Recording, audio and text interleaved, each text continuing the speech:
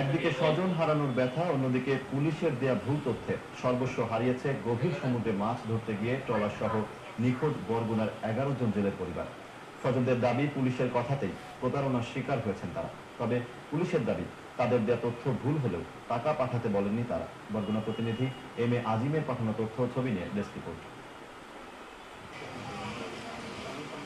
স্বজন হারানো ব্যথায় যখন পাথর বরগুনার নিখোঁজ 11 জেলে পরিবার, তখনই পুলিশের কাছ থেকে আসে আশার আলো। বরগুনার পাথরঘাটা থানার ভারপ্রাপ্ত ওসি ইদ্রিস জানান স্বজনদের সন্ধান। তিনি তথ্য দেন, সাতক্ষীরার শামসুল কবির নামের এক বিজিবি কর্মকর্তার কাছে গুলিবিদ্ধ অবস্থায় আছে জেলেরা। তার দেয়া মোবাইল নম্বরে কথা বললে স্বজনদের চিকিৎসার জন্য প্রায় 1 লাখ টাকা পাঠাতে বলে বিজিবি নামের ওই প্রতারক। ঘরে রান্না করার মতো চাল না থাকলেও স্বজনদের বাঁচাতে ধার করে এলাকার সবার সহায়তায় 25,000 টাকা বিকাশের মাধ্যমে পাঠায় নিখোঁজদের পরিবার। কিন্তু টাকা পাঠানোর পর থেকে বন্ধ হয়ে যায় ওসির দেয়া ওই মোবাইল নম্বরটি।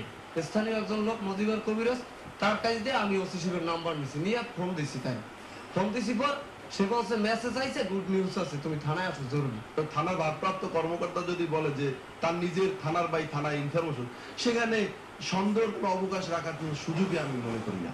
বলছে যে ইসমাইলকে, আমি বলছি আমার ভাই, হ্যাঁ, বলছে যে তাই এই জায়গায় যদি টাকা পাঠানো না হয় তাহলে তার ঠ্যাং কাটতে হেলাম পালা হইবে। হাত পাইতে সবার দ্বারা আমি টাকা চাইছি।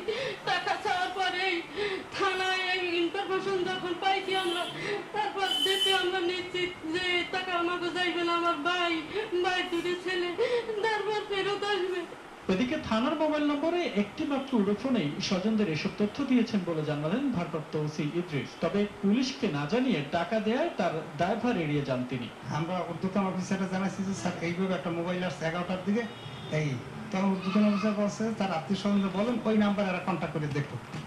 কন্ট্যাক্ট করতে যাই টাকা চাইছে বলে তারা দিয়ে দেবে আমাদের কাছে, আমাদের সাথে একটু আলোচনা করবো যে পার্টি টাকা চায়। তাহলে আমাদের সাথে আলোচনা করলে আমরা বলতাম যে না, টাকা দেওয়া যাবে না, তাহলে আমরা দিয়ে দেখি যারা কারা।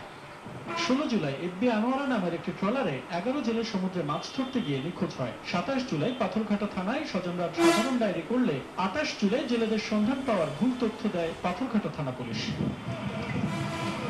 সময় সংবাদ, বরগুনা।